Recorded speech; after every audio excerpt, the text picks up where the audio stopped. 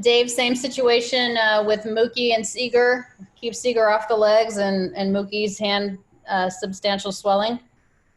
Yeah, same situation. I think that Corey could have played defense today. I expect him to play defense tomorrow, but I just wanted to give it one more day. And with Mookie, the swelling has dissipated some, but still not where we feel comfortable having him out there. Hopefully, the hope is to get him back in there tomorrow, but we'll see how it progresses. Do you have any idea what type of treatment Mookie has to do since the x-rays were negative? I don't. I think part of it is just time. Part of it is ice. And I know they've got it wrapped up at times to kind of keep the swelling down. I don't know if he's on an anti-inflammatory or not. And there's also kind of, again, the modalities that they kind of rub stuff to kind of promote blood flow. What do you think has made Jock such a good, I know he's not hitting leadoff tonight, but leadoff hitter? I think, that first pitch he is hitting leadoff tonight. I think, Alanna, he's leading off tonight because Mookie's down. But he likes that. He likes the fastball. And so I don't know how many homers he let off last year to start the game, first pitch. I really don't know anything more than that, but I do know he likes the fastball, and hopefully we can see a repeat of last night. Yeah, I mean, how much of an emphasis is that for your guys, regardless of who they are, Dave, to just kind of and ready to swing at that first pitch? I don't know that Paddock could have expected that ambush right from Jock right away.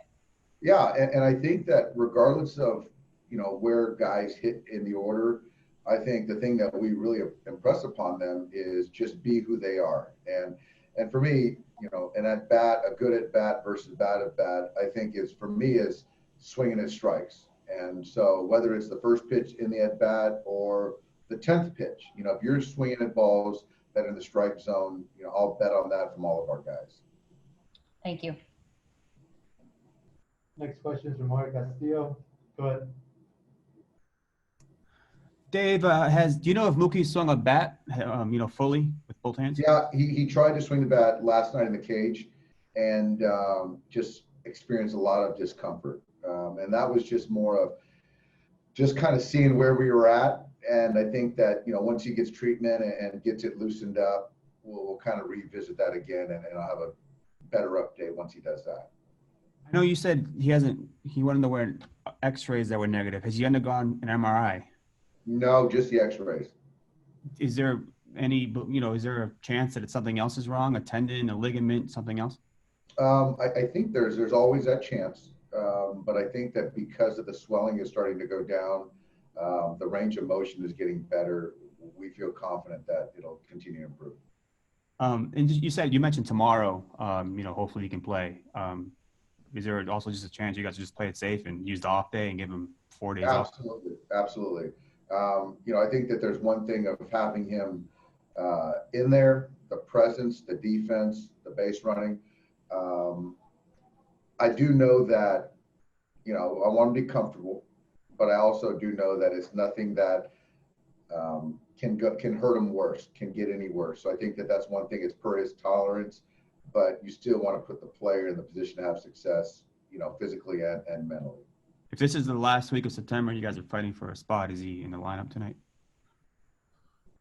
I would say yes. Mm-hmm. And one thing sort of off topic here. Do you see a defensive improvement from Justin Turner so far from last season?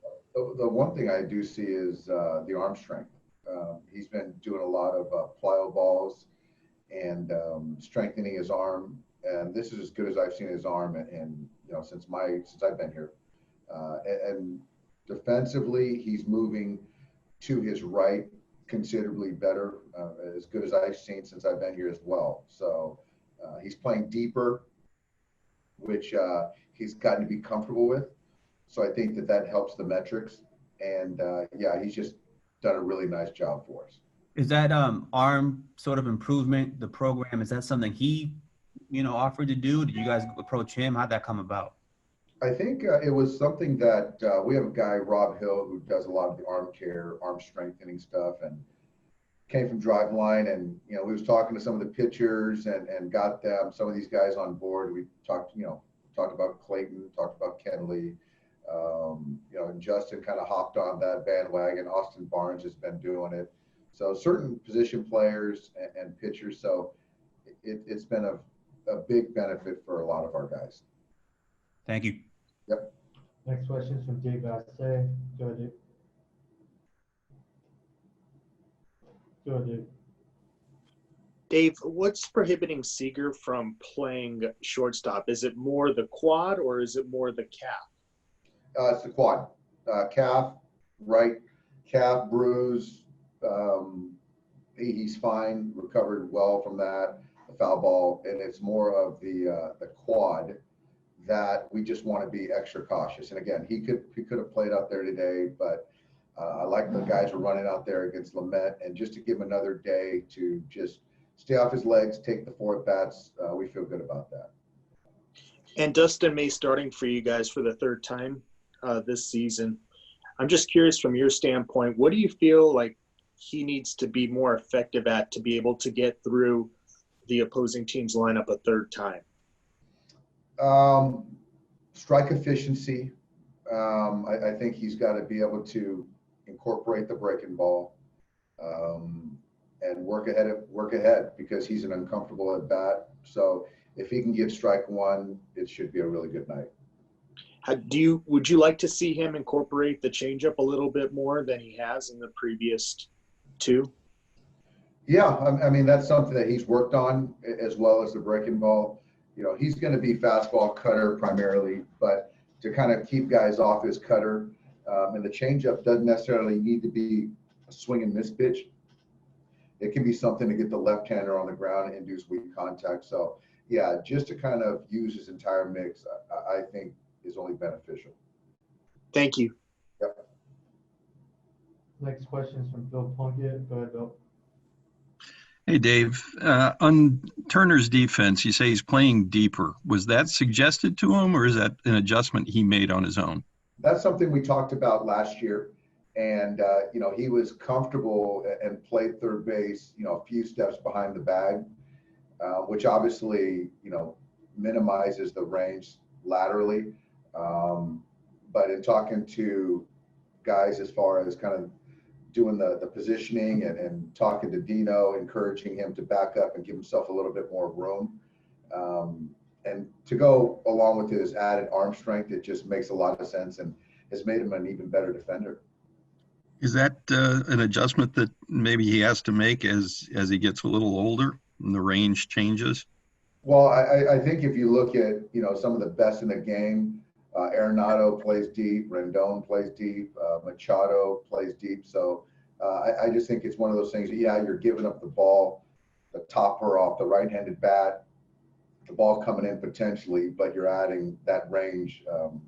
And he has the arm strength to handle that. Way back last winter when there was talk about a Francisco Lindor trade and moving Seager to 3rd, there was some talk about approaching Justin about playing first base. And then when the DH came up, we heard a lot of, well, Justin can DH and get off his legs a lot, and his defense had declined. Do you think he took all those things as insults and kind of fuel for the fire?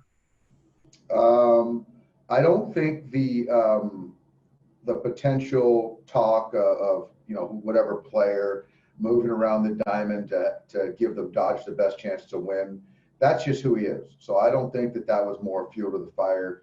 But I think if he looks at the metrics and things like that, which all players have access to, I think you're always striving to be a better player. And so that's something that he takes a lot of pride in, and he did something about it, strengthen the arm and was willing to give himself a little bit more room, on the positioning side.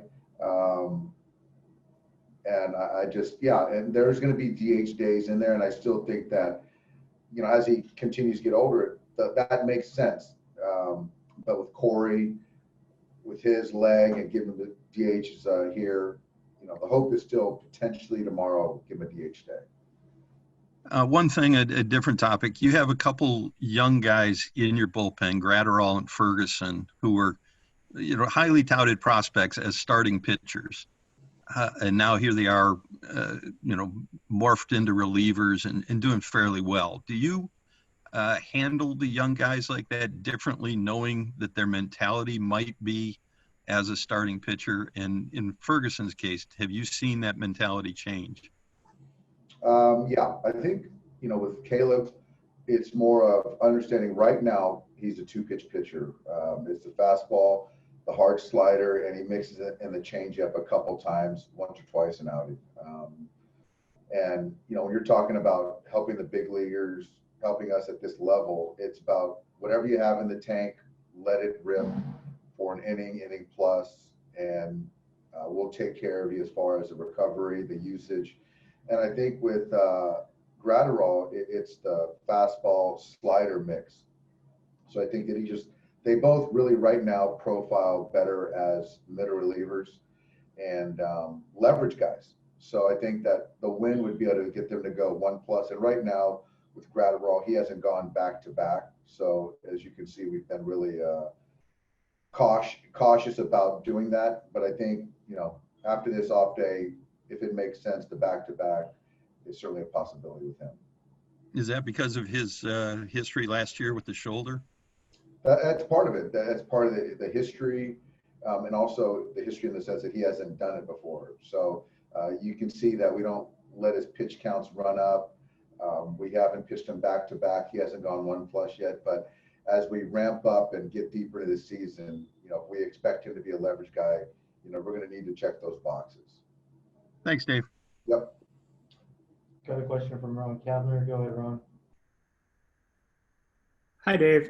We talked to Scott Alexander a little bit yesterday, and he had kind of chronicled all he went through with the thumb injury last year and the nerve problem and how scary that was. And there was a point where he wondered if he was even going to be able to pitch again.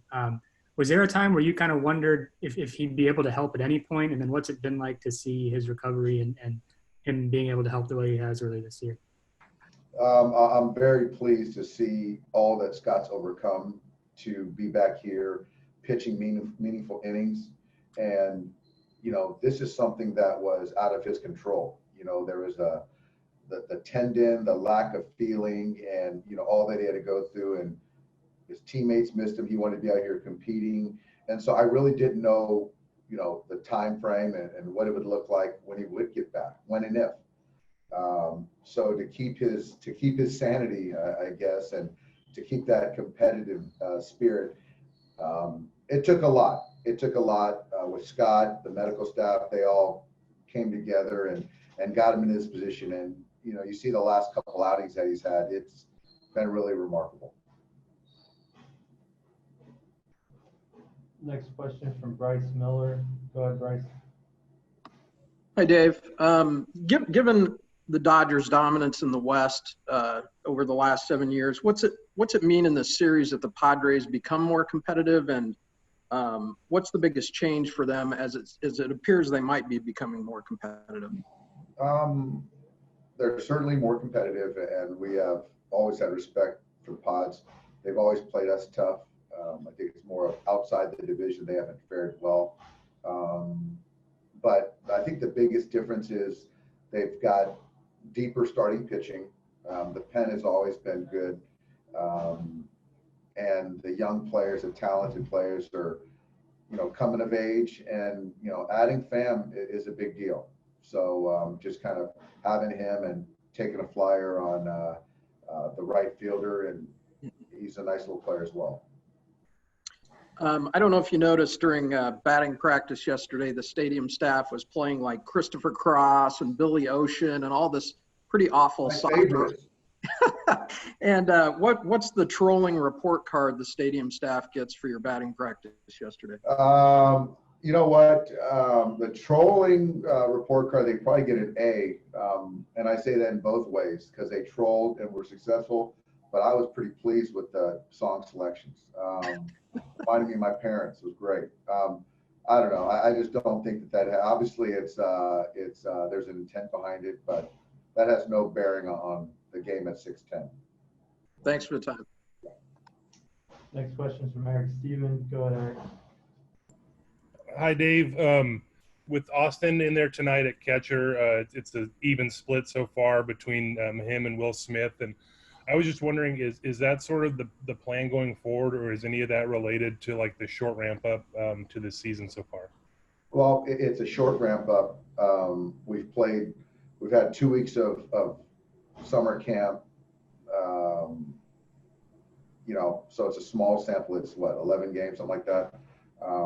Will play tomorrow, so the needle will skew the other way after tomorrow's game.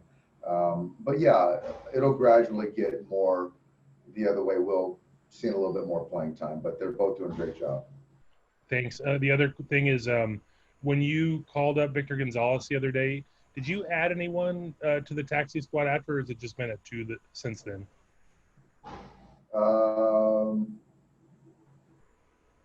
Mitchell White's not here. Sporsey's not here. I think we might just have the two. Yeah, I think, Eric, we just have the two. And so Gonsolin went back as well? Correct. Thank you. Next question is from Ken Gurnick. Go ahead, Ken. Dave, I saw that one of the umpires from the last series is also at this one. I'm going to assume that he might have flown with you. And if that's the case, how weird was that to have an umpire fly on the team plane? So it was different. I didn't get a chance to see Mark on the flight. I didn't make my way back there on the 48-minute flight from Arizona. But we already got a heads up from the league that this might happen, and he was covering for somebody here. And it's kind of the theme is we're all in this together. So he's got a job to do. We as players, coaches got a job to do, and baseball does. So it wasn't a problem. Got a question from Jack Harris. Go ahead, Jack. Hey, Dave. Jock mentioned to us in training camp, the work he'd been doing with this movement coach and some of the crazy kind of exercises that he was doing. Did you ever see him doing that stuff? And can you see the benefits or the strides he's made just physically over the last couple months? I'm not sure which movement coach. We have a couple guys in house. I'm not sure if he was referencing Keith Pine or somebody that he had in the off season, but Jock is moving well. And, guys are always kind of trying to evolve and learn more and keep that edge. Yeah. For him, have you seen almost just a maturation in the last couple of years between something like that? And he's also mentioned the work he's done on the mental side of the game. How do those things sort of reveal themselves to you and on the field? Well, I think the thing that I've seen more from Jock is the mental side of things. He expects so much of himself, and when he's not perfect, he shows his frustrations. But I haven't seen the spikes this year and through spring training or summer camp, and I think that just consistent mindset and mentality is going to lead to performance. And Jock is just such a consistent worker, and really obviously impacted us for the last 5 years. So it's just all the credit goes to Jock. Appreciate it. Yep. I have time for one more question. Jorge Castillo, go ahead. Dave, do you have any idea when you'll hear back about Kelly's appeal? No, we're supposed to hear back this week. So I know that he's been really proactive in trying to, get it taken care of so we can kind of get some closure. But, hopefully we'll know more this week and it's reduced. And one last one here. Word is out that the roster will move down to 28 players Thursday for the rest of the season, and the taxi squad will go from 3 to 5 players for the rest of the year. What's your reaction to that? Did you want to see it stay at 30? What's your reaction? I think they got it right, Major League Baseball and the Players Association. I think that, getting it down to 28 makes it more of baseball that we know. So there's not as much matching up potential. And that extra taxi squad, I think, gives everyone coverage. So I think they nailed it. Cool. Thank you. All right, guys. Thanks, everybody. Thanks.